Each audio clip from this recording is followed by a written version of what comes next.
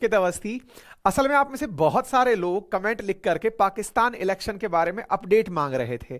हम भी आप ही की तरह अपडेट के लिए निरंतर समाचार पत्र पत्रिकाओं को, पाकिस्तान की वेबसाइट्स को, न्यूज़ चैनल्स को फॉलो कर रहे थे। लेकिन वहां के हालात देखकर लगता यह है कि पाकिस्तान में सही मायने में लोकतंत्र की बहाली नहीं होने वाली है। हालांकि कहने के लिए यहां पर चुनाव भले ही हुए हों 8 फरवरी को, रिजल्ट बाई 9 आने ही थे। 8 तारीख की रात तक ही रिजल्ट की उम्मीदें की जा रही थी। लेकिन जिस समय हम ये आपके सामने सेशन लेकर आ रहे हैं, उससे कुछ समय पूर्व ही पूरी सीटों की भी घोषणा अभी तक नहीं हुई है। और ऐसी स्थिति में चुनाव की धांधली के बाद चुनाव के रिजल्ट को किस तरह मैनिपुलेट किया गया है और उस मैनिपुलेशन से क्या क्या संभव है, जिनमें सबसे बड़ी संभावना जो मुझे लगती है, जैसे आज तक हुआ है पाकिस्तान में कि कोई भी प्रधानमंत्री पूरे 5 साल के लिए नहीं रह पाया, वैसी ही स्थिति यहां पर बनने की संभावना है। यानी कि सेना का शासन या इनडायरेक्टली सेना का दखल फिर से बहाल होने वाला है, ऐसी हम कल्पना कर रहे हैं। आप पूछेंगे ऐसा क्यों? क्योंकि इतिहास पाकिस्तान का गवाह है कि यहां पर कभी भी पूर्ण बहुमत लेकर के अगर कोई सरकार बनी है तो उसको सेना ने पलटा दिया है, नहीं बनी है तो सुप्रीम कोर्ट ने हटा दिया है। सेना ने इनडायरेक्टली कंट्रोल रखते हुए आज तक कभी किसी पीएम को 5 साल का टेन्योर पूरा नहीं करने दिया है। यह इनका इतिहास है। और इसी इतिहास में पाकिस्तान के अंदर मिलिट्री रूल भी 3 बार रह चुका है और छोटा मोटा नहीं रहा है। 58 से लेके 71 तक, 77 से लेके 88 तक और फिर 99 से लेके 8 तक, यानी लगभग इनका 35 से 40 साल तो सेना के शासन के अधीन रह चुका है। बाकी जो बचा हुआ है वो बाकी सत्ताएं जो बनी हैं उनको या तो मार दिया गया, असैसिनेटेड कर दिया गया, या फिर उनको सुप्रीम कोर्ट ने डिस्क्वालीफाई कर दिया, या फिर उठाकर पीएम को जेल में डाल दिया। कुछ ऐसा ही चल रहा है। खैर, come to the point for the today's election results, हम उस पर बात करते हुए आज की तरफ आगे बढ़ते हैं। जैसा आप सभी जान रहे हैं, पाकिस्तान के अंदर इलेक्शन अंतरिम सरकार के द्वारा संपन्न करवाए गए हैं। इसको थोड़ा सा मैं ब्रीफ कर देता हूं। जैसा आप सभी को पता है कि पाकिस्तान के अंदर इमरान खान के साथ जो भी चल रहा है, बहुत लंबा चौड़ा इतिहास है। लंबे चौड़े इतिहास के अंदर जानकारी यह है कि जिस दिन रशिया यूक्रेन कन्फ्लिक्ट शुरू हुआ फरवरी के अंदर, इमरान खान गए रशिया, अमेरिका हुआ नाराज। अमेरिका ने इमरान खान को पलटाने के लिए शहबाज शरीफ से कहा कि इसकी पार्टी के लोगों को खरीद लो। लोग खरीदे गए, खरीदने के बाद सत्ता पलट दी गई और शहबाज शरीफ पीएम बन गए। ये इमरान खान ने पब्लिकली आकर एक साइफर का मतलब हवाला देते हुए, एक पत्र का हवाला देते हुए कहा था कि देखो, अमेरिका मेरी सरकार हटाना चाहता है क्योंकि मैं रशिया गया था। रशिया यूक्रेन कन्फ्लिक्ट में यूक्रेन तो आज भी सर्वाइव कर रहा है, लेकिन पाकिस्तान पूरी तरह तहस नहस हो गया है एक पॉलिसी के चलते। अब यह हुआ, अमेरिका ने शहबाज शरीफ की सरकार बनवाई। शहबाज शरीफ कौन थे? इनके छोटे भाई थे। ये कौन है? नवाज शरीफ, इनके छोटे भाई। नवाज शरीफ तब क्या कर रहे थे जब ये सत्ताएं हो रही थी? नवाज शरीफ उन दिनों लंदन बैठे हुए थे। लंदन में बैठे हुए थे, क्यों बैठे हुए थे? क्योंकि इनके ऊपर आरोप था, हवाला पेपर के अंदर ये जानकारी निकली थी कि इन्होंने अपना पैसा जो है वो उठा करके विदेशों के अंदर रखा हुआ है। इनके बारे में जानकारी ये निकल के आई थी पनामा पेपर्स के मामले से कि इन्होंने पनामा नामक जगह पर अपना पैसा बहुत सारा छुपा कर रखा हुआ है। सुप्रीम कोर्ट ने इनको डिस्क्वालीफाई कर दिया था। इमरान खान ने जेल का घोषणा कर दी थी। ये फरार होकर लंदन चले गए थे। ये वहीं से बैठकर अपने भाई से अमेरिका की मदद से सरकार पलटवाए। इमरान खान का यही तो आरोप था, सरकार पलटवाए। शहबाज शरीफ सरकार में आ गए। शहबाज शरीफ सरकार में आ गए तो ये बीच में कौन है? तो ये है बीच में बिलावल भुट्टो, जो कि हमेशा सपोर्टिव रोल में रहे। सपोर्टिव का मतलब क्या हुआ कि 3 बड़ी पार्टी में इनकी पार्टी है पीपीपी, उस पार्टी से ये निकल कर आते हैं। इनके फादर हुआ करते थे भुट्टो के, वो पार्टी को बनाए थे। तो ये फिलहाल बिलावल जो भुट्टो हैं, ये सरकार में सहयोगी बनकर के सरकार चलवा रहे थे। चलिए फिर आते हैं, थोड़ा आगे बढ़ते हैं। तो शहबाज शरीफ जो बैठे हुए हैं, उनके छोटे भाई शहबाज शरीफ के बड़े भाई नवाज शरीफ, बिलावल भुट्टो और इमरान खान, 3 पार्टी लीडर्स की पार्टियां फिलहाल इलेक्शन में हैं। उन इलेक्शन में इमरान खान का जो हुआ वो आप सबको अगर नहीं भी पता है तो ब्रीफ में इतना सा जान लीजिए कि जब इनको सत्ता से हटाया गया तो इनके साथ कुछ और भी कार्य किए गए। और वो क्या था कि इनकी पॉलिटिकल पार्टी की मान्यता ही रद्द कर दी गई। इनका चुनाव चिन्ह था बल्ला, बैट, उसको भी रद्द कर दिया गया। तो अब आप विचार कीजिए, इमरान खान को उठाकर जेल में डाल दिया ऑलमोस्ट 34 साल के लिए। इनकी बीवी बुशरा खान को, उनको भी जेल में डाल दिया। और तो और इसके पीछे पीछे इनकी पॉलिटिकल पार्टी का जो पीटीआई नाम की पार्टी है, पाकिस्तान तहरीक इंसाफ, उसकी राजनीतिक मान्यता रद्द कर दी गई।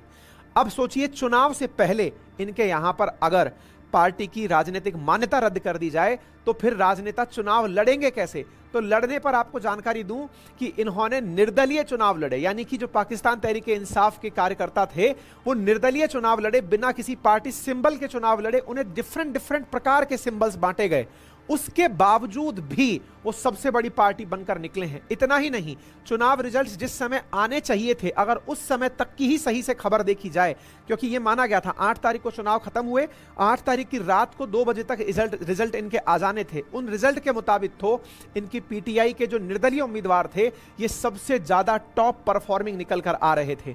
लेकिन रात को खेला बदला, इमरान के लोगों के वोट दूसरी जगह खाते में डाले गए। बाद में सुनाई दे रहा है कि नवाज शरीफ बिलावल भुट्टो के साथ संभवतः सरकार बनाने के लिए वापस आ जाएंगे। जो पहले चल रहा था वैसा ही आ जाएगा। और ऐसा होता है तो क्या इमरान के समर्थक शांति रखेंगे?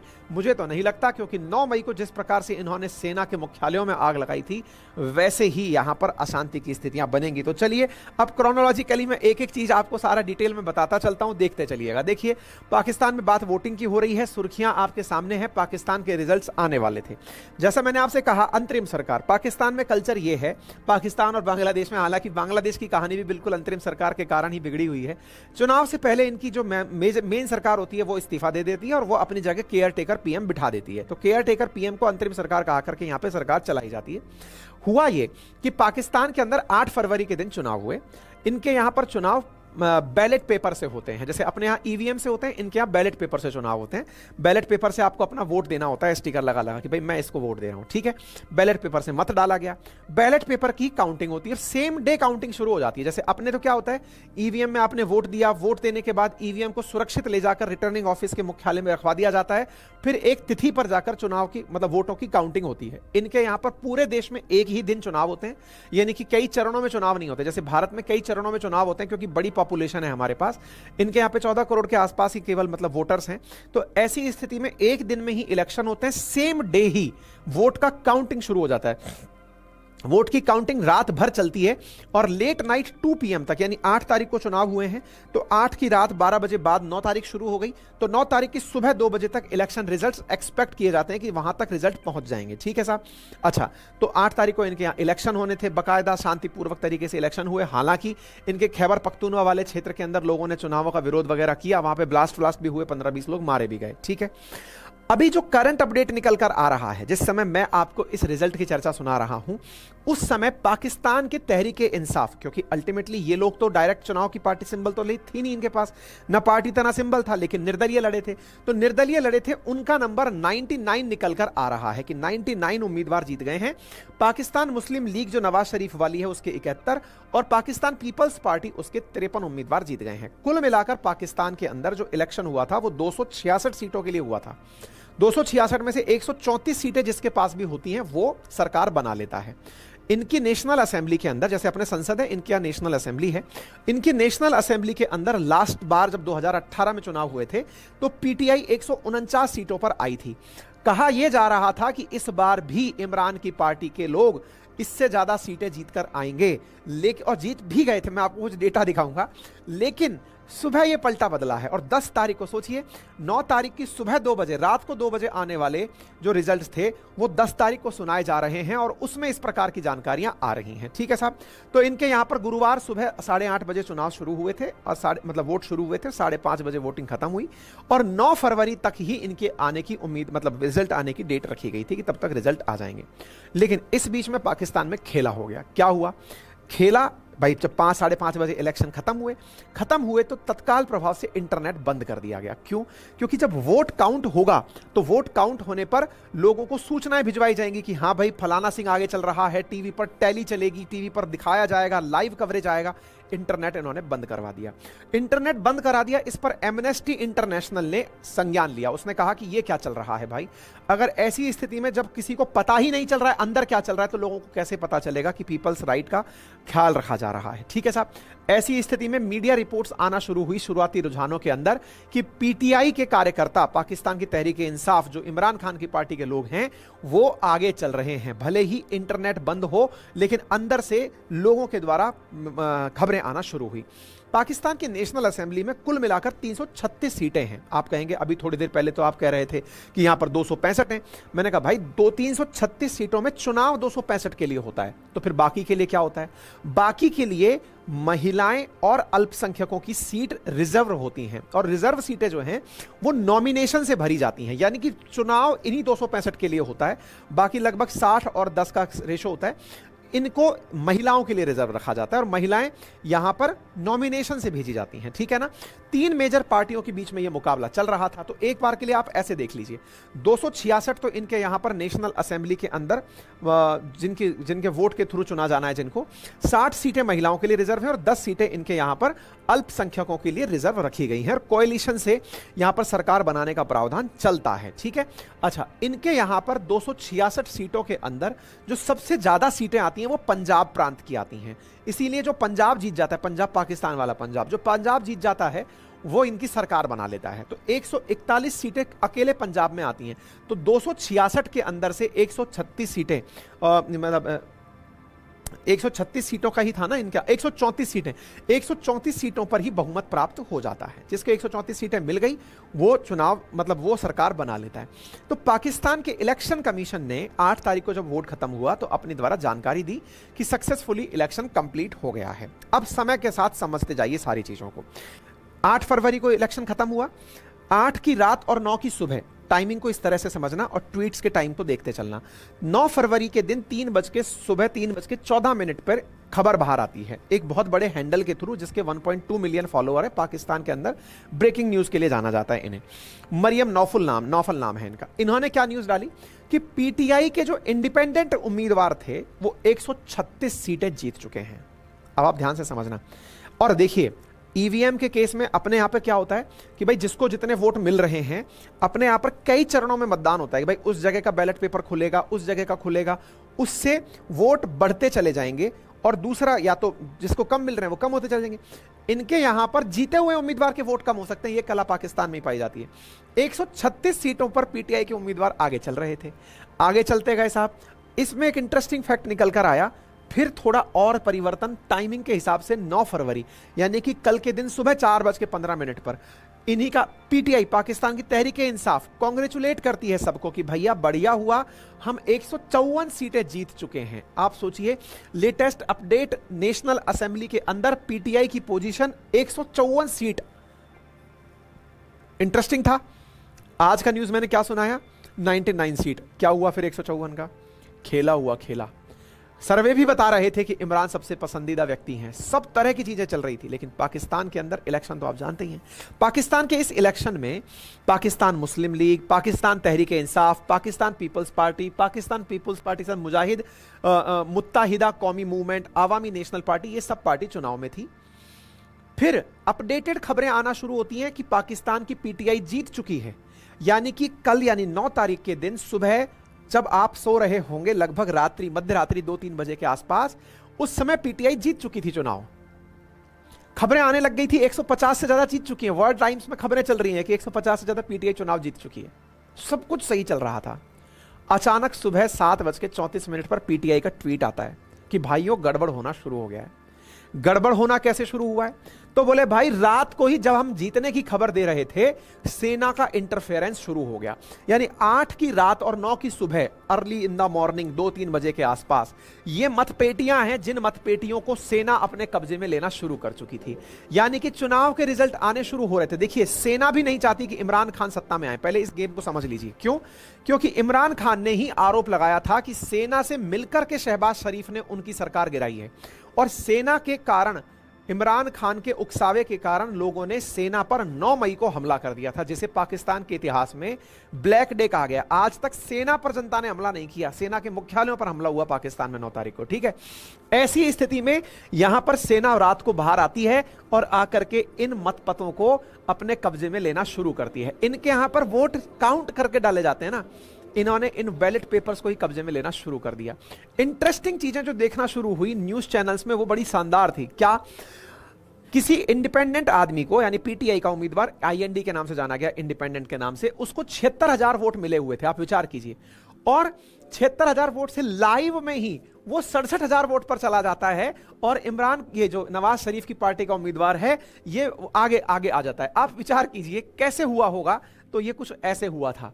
मतलब क्या हुआ था? मतलब ये हुआ था कि यहां पर धांधली करके बैलेट पेपर्स पर खुद से इस प्रकार से अटेस्ट कर करके या फिर सील लगा लगा करके चुनाव वोट दिया गया था। आप अंदाजा लगाइए जिसको वोट मिल चुके हैं वो नीचे कैसे आ सकता है। इनके यहां पर लाइव कवरेज में ऐसा हुआ। जब ऐसा हुआ तो इनके यहां की टीवी बंद करा दी गई कि नहीं नहीं नहीं भाई ये चीजें बंद करो। तो रात को टीवी का टेलीकास्ट बंद हो गया क्योंकि लोग इस चीज को डालना शुरू कर दिए कि ये क्या हो रहा है भाई, पहले जो व्यक्ति इतने वोट ले चुका है, लिए हुए वोट कम कैसे हो सकते हैं। तो लिए हुए वोट कम करा करके ऐसे कम हो सकते हैं। ये फुटेज बाहर निकल कर आई, ठीक है। और इंटरेस्टिंग क्या हुआ सोचकर देखिए, नवाज शरीफ के केस में क्या हुआ होगा। नवाज शरीफ चुनाव लड़ते हैं लाहौर की सीट से, सीट नंबर 130 से। नवाज शरीफ वोट देने चुनाव के बारे में जो हुआ वो हमने अपने ट्विटर हैंडल पर भी डाला था, आप उसको भी बड़ा इंटरेस्टिंग तरीके से समझिएगा। यहां से नवाज शरीफ जीत गए हैं। नवाज शरीफ के बारे में पता चला इनके निर्वाचन क्षेत्र में कुल 2,93,000 वोट पड़े थे। 2,93,693 वोट पड़े थे। वैध मत यानी कि जो लीगल वोट काउंट किए गए, वोट गिरे हैं 2,93,000 और जो लीगल वोट काउंट किए गए वो कितने हैं, 2,94,000 ज्यादा काउंट किए गए हैं। यानी कि आपने जितने डले नहीं उससे ज्यादा काउंट कर लिया। और इंटरेस्टिंग चीजें और क्या है, और इंटरेस्टिंग बात यह है जितने उम्मीदवार खड़े हुए थे उनमें से लगभग 14 उम्मीदवार ऐसे थे जिन्हें शून्य वोट मिला। अरे भाई खुद को तो वोट दिया होगा, वो खुद के लोग भी तो उसको वोट दिए होंगे। यानी नवाज शरीफ भी धांधली के साथ जीते हैं, ऐसा साफ साफ यहां पर दिख रहा है। तो पाकिस्तान के बारे में हमने कल पूरे टाइम आपको ट्विटर पर अपडेट दिया था। एक चीज जो यहां पर बहुत वायरल हुई पाकिस्तान में, पाकिस्तानी लोगों के द्वारा जो इमरान के प्रति प्यार दिखाया गया है उसका एक जबरदस्त ट्वीट वायरल हुआ। ये एक बुजुर्ग हैं जो चुनाव के अंदर वोट देने गए हैं और वोट देते समय ये कह रहे हैं कि मैं वोट देने आया हूं पाकिस्तान को, पाकिस्तान बोले तो इमरान खान को। और ये रोते हुए कह रहे हैं कि पाकिस्तान को बचा लो। क्यों? क्योंकि पाकिस्तान मतलब इमरान खान, और इमरान खान जेल में हैं और ये जो लोग बैठे हैं सत्ता में ये किसी ना किसी प्रकार की धांधली करके उसे चुनाव जीतने नहीं देंगे। इस प्रकार से इन्होंने रोते हुए अपने दर्द को बयान किया। इतना ही नहीं, इन्होंने अपनी बात को ये मेंशन करते हुए कहा कि पाकिस्तान के हालात बदतर हैं। आप सुने, इंटरनेट के बारे में ये बोल पड़े। इन्होंने इंटरनेट के बारे में कहा कि सोचिए कि जो एक ही पार्टी के मोबाइल में इंटरनेट चल रहे हैं, बाकी के पास इंटरनेट नहीं चल रहा है, इतना ज्यादा। मैं वोट डाला, सच्चाई को वोट डाला, पाकिस्तान को देने आया हूं। सबको पता है, सबको पता है जो जेल में है वही सच्चाई, उसी को डाला, पाकिस्तान को वोट डाला है। ये रोने लगा। अभी भी जो लोग सुन रहे हैं उनको क्या पैगाम देंगे कि 5 बजे से पहले निकले और वोट कास्ट करें? सब निकले वोट डालें, पाकिस्तान बचाएं। सब निकलें वोट डालें, पाकिस्तान बचाएं। इतने जज्बाती क्यों है, क्या मसला हो? पाकिस्तान डूब रहा है बेटा, सब पाकिस्तान डूब रहा है। एक देश के नागरिक की अगर ये दशा है, जो अपने देश के प्रति इतना वफादारी के साथ दुख मना रहा है, निश्चित ही लोकतंत्र के अंदर जनता अपने आप को केवल इस्तेमाल होता हुआ देख रही है। ये एक बयानगी है। पाकिस्तान के हालात कितने बुरे हैं इसका अंदाजा आप इस चीज से लगा सकते हैं कि पाकिस्तान की जनता त्रस्त है हुक्मरानों से, पाकिस्तान की जनता त्रस्त है पपेट बन जाने से।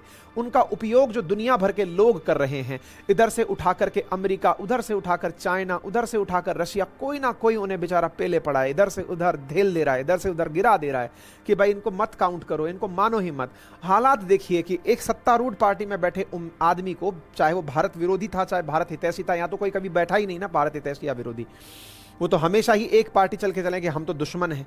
तो ऐसी स्थिति में भी अगर वहां की जनता लोकतंत्र में विश्वास रख रही है लेकिन कुछ हो नहीं रहा है, तो ये दुर्भाग्यपूर्ण स्थिति है। ऐसे लोगों के जो आंसू है ना, ऐसे लोगों का जो समर्थन है, वो पाकिस्तान में जो बनने वाली सरकार है, क्योंकि अब ये तो तय है कि इमरान खान को तो ये लोग सत्ता में आने नहीं देंगे, क्योंकि नवाज शरीफ पीपीपी के साथ गठजोड़ करके सरकार बनाएगी। अब गठजोड़ करके सरकार बनाएगी तो जो लोग रियल में चुनाव जीते थे, उनके जो उम्मीदवार हैं, उनके जो समर्थक हैं, वो विरोध करने सड़कों पर आएंगे और उनका विरोध यहां अशांति लाएगा और अशांति पाकिस्तान की कंगाली में आटा गीला करने जैसा हाल कर देगी। ठीक है, पाकिस्तान के अंदर इमरान खान के समर्थकों का जो जोश है वो देखते ही बनता है। इमरान खान के लिए लोगों ने इतना प्यार दिखाया कि वो जेल में है तो विक्ट्री फ्रॉम जेल के बोर्ड लगाए। इतना ही नहीं, आर्टिफिशियल इंटेलिजेंस के माध्यम से लोगों ने एआई वर्जन निकालकर इमरान खान का वीडियो रिलीज किया। इमरान खान के द्वारा बोला गया कि इमरान खान जीत रहे हैं। यहां पर देखिए कि मतलब ये बहुत बढ़िया से मेजॉरिटी के साथ जीत रहे थे। आप देखिए इमरान खान के ऑफिशियल ट्विटर हैंडल से ट्वीट आया कि ये इलेक्शन जीत रहे हैं। इमरान खान के प्रति पाकिस्तान के अंदर जोश है और पाकिस्तान के लोग उनको जिता रहे थे। लेकिन ये जो शेर आया, कौन शेर? क्योंकि जिसकी पार्टी का सिंबल शेर है नवाज शरीफ, ये चुनाव जीतने की सुर्खियां दे देते हैं कि साहब हम तो चुनाव जीत गए। तो ये आपके सामने है, नवाज शरीफ खुद को ही डिक्लेयर कर देते हैं कि हम लैंडस्लाइड विक्ट्री लेकर जीते हैं, जबकि आपके सामने नंबर्स हैं। ये जीते हुए क्यों कह रहे हैं खुद को? क्योंकि दूसरी पार्टी के साथ सहयोग से चुनाव सरकार बनाएंगे। ये अब सरकार बनाएंगे तो क्या होगा वो आपके सामने है। आप इधर देखिए, ये खुद कह रहे हैं कि हम आप सभी को बधाई देते हैं कि पाकिस्तान मुस्लिम लीग सबसे बड़ी पार्टी बनकर उभरी। आप विचार कीजिए, कल दोपहर में तो हम ये ट्वीट कर चुके थे। इसका अंदाजा आप इससे अंदाजा लगाइए कि पाकिस्तान के हालात क्या हैं, कि पाकिस्तान के नवाज शरीफ खुद को सबसे बड़ी पार्टी डिक्लेयर कर दे रहे हैं। कैसे भाई? तो पॉसिबिलिटी तो जब पीटीआई जीती हुई है फाइनल रिजल्ट में। पर खैर ठीक है, फिलहाल के लिए बिलावल भुट्टो जरदारी का फिर से उपयोग होगा। इन दोनों को मिलाकर सरकारें बनाई जाएंगी। उम्मीद है कि आप लोगों को यह बात समझ में आ जाए। ठीक है, दुनिया की इस विषय पर क्या प्रतिक्रिया रही वो निश्चित ही देखने लायक होगा। दुनिया के लिए अच्छा, लोग कयास लगा रहे हैं कि सरकार कैसे बनाएंगे। तो सरकार बनाना नवाज शरीफ के लिए ऊपर के मसीहाओं ने कहा हुआ है, अमेरिका ने कहा हुआ है, तो सरकार तो बना ही लेंगे ये लोग।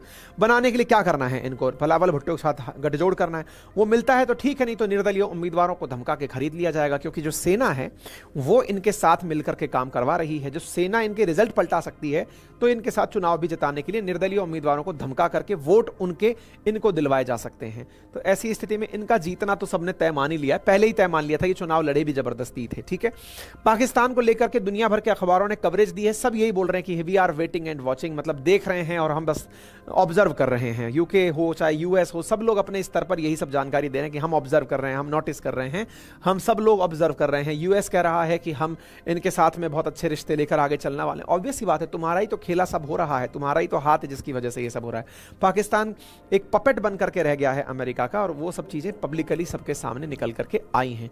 यूरोपियन कमीशन भी कह रहा है कि हम वेट एंड वॉच कर रहे हैं। वेट एंड वॉच कुछ भी नहीं है। भारत से पूछा गया आप क्या, तो भारत ने कहा हमें इसकी परवाह नहीं, क्या चल रहा है, हमारे तो दुश्मन ही थे, पहले भी थे, आज भी, इसमें क्या दिक्कत है। ठीक है ना। बाकी आप इस विषय पर क्या सोचते हैं कमेंट बॉक्स में बताइएगा। लोकतंत्र की मजबूती किस प्रकार सुनिश्चित की जाए, किस तरह से और चीजें चेक एंड बैलेंस किए जाएं। क्या पाकिस्तान का उदाहरण आपको कोई मैसेज देता है? क्या आपको नहीं लगता कि पाकिस्तान के अंदर आने वाली अनस्टेबिलिटी भविष्य में फिर से अस्थिरता का माहौल लाएगी, और अस्थिरता का माहौल यहां पर भविष्य में सैन्य शासन की तरफ कदम बढ़ाएगी? अगर ऐसा नहीं हुआ तो यहां पर हिंसक प्रदर्शन होंगे। यह मेरा फोरकास्ट है। आप क्या सोचते हैं कमेंट बॉक्स में जरूर बताइएगा। गुजारिश आपसे इतनी है कि चैनल पर नए हैं तो सब्सक्राइब करना बिल्कुल ना भूलिए। सेशन को जितना हो सके साथियों से साझा करिए। Thank you so much. अपना ख्याल रखिए।